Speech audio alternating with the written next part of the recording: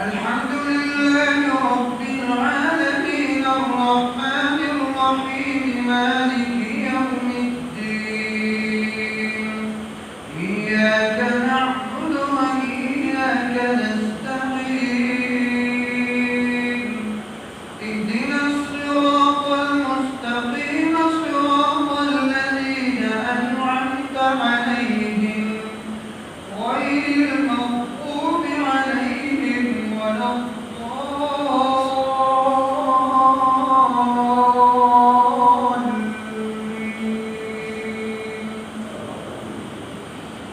وكيف تأخذونه وقد أفضى بعضكم إلى بعض